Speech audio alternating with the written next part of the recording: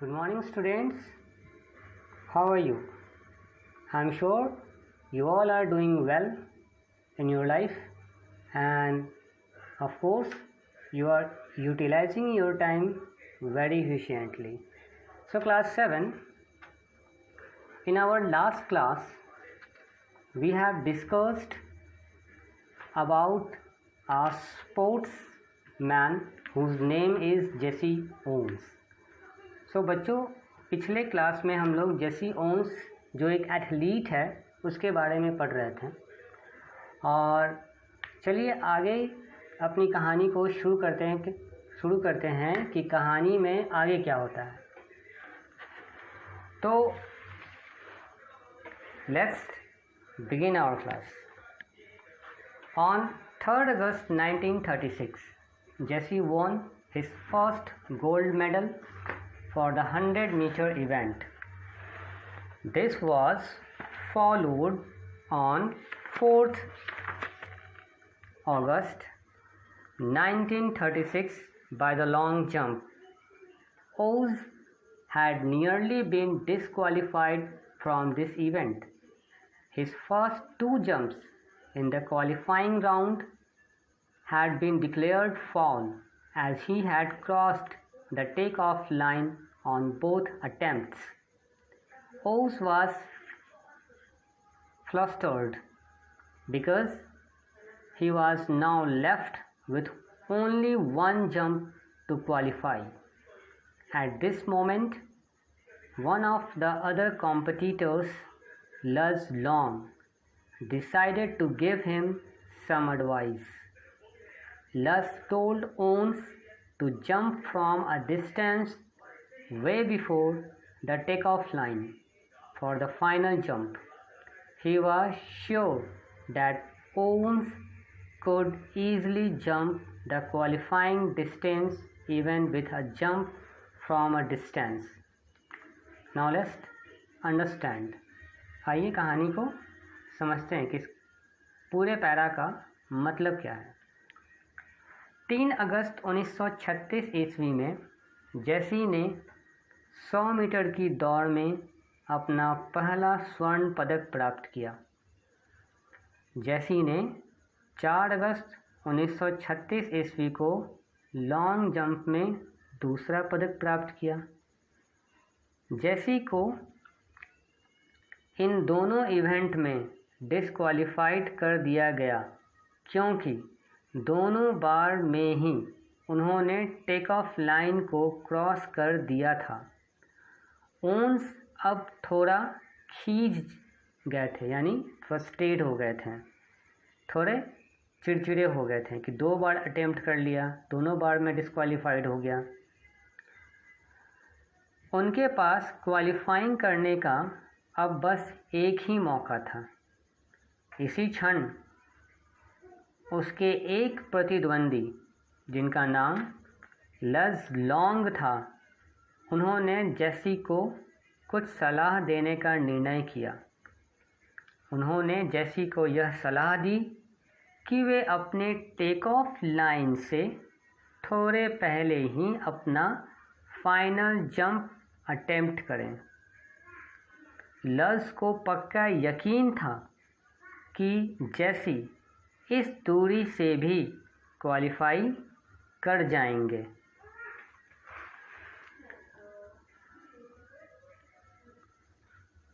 Owens took his advice and qualified on his last jump. Eventually, Owens beat Long in the finals to win the gold medals, and Long was the first to congratulate him. Owens declared later, "You can melt down all the medals and cups I have, and they wouldn't be platting on the 24-carat friendship I felt for Luz Long at that moment." On 5th August 1936, Owens went on to win the 200-meter gold medal, and finally on 9 August 1936, the 400-meter relay sprint was won by the American team, which included Owens. This was an unbelievable achievement and was unequaled for 48 years till the 1984 Olympics. अब इस पैरे का मतलब समझेंगे हम लोग students, ठीक है।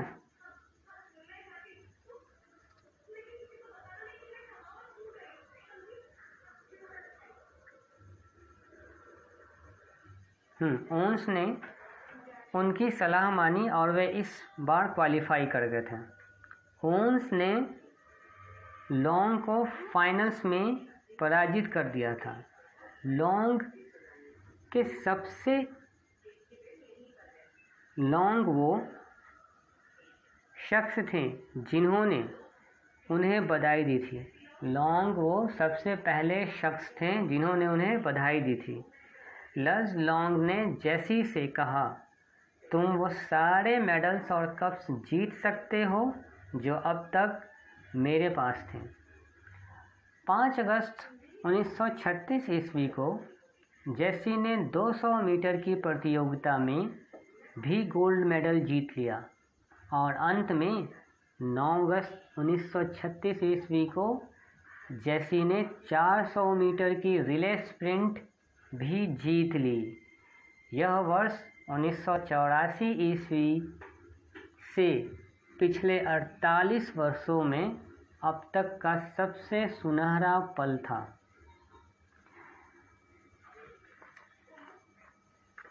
Jesse Owens, an underprivileged young man who could never have dreamed of this kind of fame, had taken the athletic world by storm in the space of just 4 years. Unfortunately, this great athlete would never be seen again in armature competitions. The financial situation of his family meant that he wanted to take advantage of his newfound fame to earn money as a professional athlete who would be paid for participating in events, but this worked against him as Owens could no longer compete in international events like the Olympics, where only amateur athletes could participate. This meant that there were fewer people willing to sponsor him, and the large financial benefits that Owens was accepting never materialized. अब आगे समझते हैं बच्चों। लेकिन दुर्भाग्यवश यह महान धावक कभी भी आर्मेचर प्रतियोगिता में हिस्सा नहीं ले पाया। जैसी कि माली हालात जो शायद जेसी के इस प्रसिद्धि से सुधर सकती थी, शायद उसे भी पैसे मिलते, पर ऐसा नहीं हुआ। इस प्रतियोगिता में केवल वही एथलीट हिस्सा ले सकते थे जिनके पास कोई स्पॉन्सर हो। इसका मतलब यह था कि जेसी को स्पॉन्सर करने वाले बहुत कम लोग थे।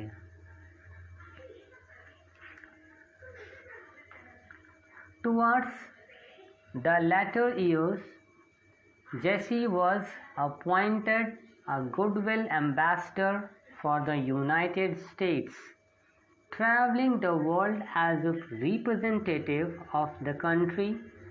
Owens later traveled to Germany again for the 1972 Munich Olympic. Jesse died in 1980, leaving an almost unparalleled benchmark for latter athletes. कुछ सालों के बाद जेसी को यूनाइटेड स्टेट्स का गुडविल एम्बेसडर बना दिया गया। जब वह अपने देश के रिप्रेजेंटेटिव बनकर यात्रा कर रहे थे, जैसे फिर से सन 1972 ईस्वी में जर्मनी वापस आए। उस वक्त म्यूनिख का ओलंपिक्स हो रहा था। जेसी का देहांत 1980 ईस्वी में हुआ और वे अपने पीछे एथलेटिक्स के लिए एक बेंचमार्क सेट कर चले गए थे। तो बच्चों, आपकी यह कहानी यहाँ पे पूरी होती है। आशा है आप लोगों को ये कहानी समझ में आई होगी। वैसे भी इस कहानी का एक रिवीजन वीडियो आपकी नेक्स्ट क्लास में आपको मिलेगा। उसमें कहानी समराइज़ होगी, छोटी होगी और बहुत आसान शब्दों में पूरी कहानी को मैं समझाने का प्रयास करूँगा, ताकि कहानी आपको अच्छे से समझ में आ जाए और आप इस चैप्टर से